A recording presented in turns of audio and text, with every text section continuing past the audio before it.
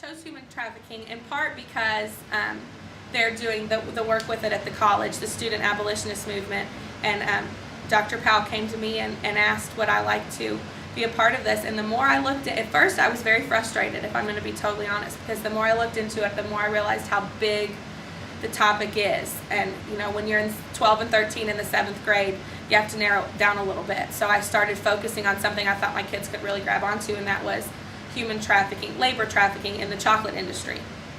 And found a really great movie called The Dark Side of Chocolate, and that really showed the kids it really is happening. They have actual footage of 5 and 6 year olds with machetes cutting down cocoa beans. And anytime I can get my kids excited to stop something or change something, then they want to write, which is my ultimate goal. I hate it when my kids think that they're writing because I told them to.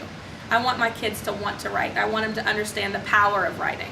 So anytime I can find a topic that really gets them fired up, gets them almost angry, that's good. And this is a topic that I think makes us all angry when we really look at it. Nobody wants to think about when you eat a chocolate bar, you've ruined a child's life.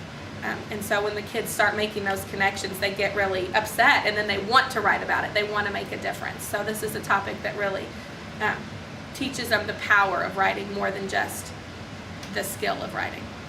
So what are you going to do with their editorials? I'm going to send them to the Georgetown News Graphic, who is right now doing a piece on human trafficking, so hopefully we'll get at least one in. I'm also going to send as many as I can to the Herald Leader and Scholastic News. Our school actually has a really good relationship with Scholastic News. We've been published in Scholastic several times. So if even just one child gets published one time, that spreads. Everybody sees that, hey, my buddy got published. My actual friend who I know and I helped write that piece got published. So if I could just get one kid in any of those publications, it would be great. But I'm not just going to stick them in their writing folder. I'm going to send them out. We're going to make copies, and we're going to send them out and really try to get published. The grant was wonderful. I learned a lot of things that I didn't realize I was doing wrong, or maybe was leaving out of my teaching, that are really important for kids. I never realized that making things culturally relevant actually makes them remember it. You know, I just kind of thought that was something you threw in. If you could, you found a culturally relevant book, or you picked a culturally relevant topic, and that you know, it would stick. If it stuck, it stuck. If it didn't, it didn't. But you have to be aware of their culture at all times, or they actually may not learn. It can hinder their learning. So realizing that really changed me as a teacher.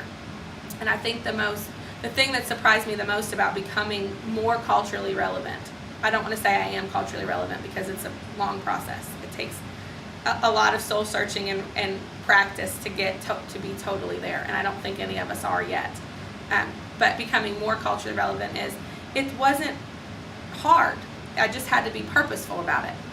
I've always taught editorial, which is what I'm teaching right now, and so I just had to, when I made my lesson plans this time, I had to be purposeful in it. What am I going to do here that's going to be culturally relevant? And the CRI-OP makes it very easy because it's in the different pillars. So I just looked for a pillar that I knew I could latch onto. In this case, it was discourse.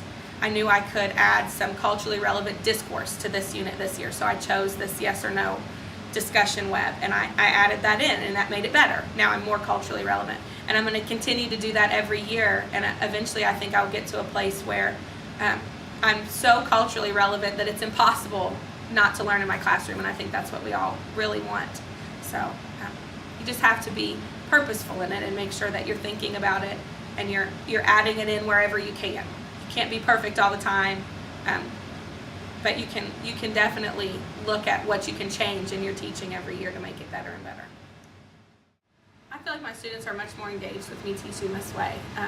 They actually, when I'll say we're going to do this today and they say yay, that's good for 7th graders to be excited about learning something.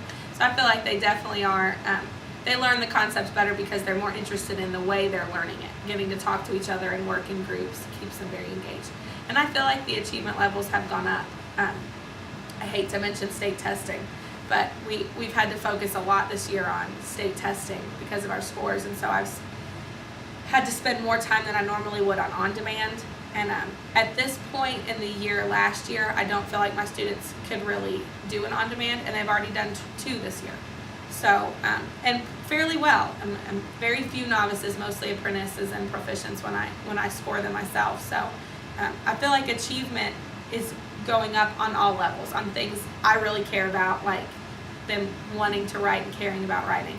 That's achievement to me. When my students are excited to write, that's achievement and are able to do it. But my achievement's also gone up on things that like on-demands and state testing. So I think it's definitely working.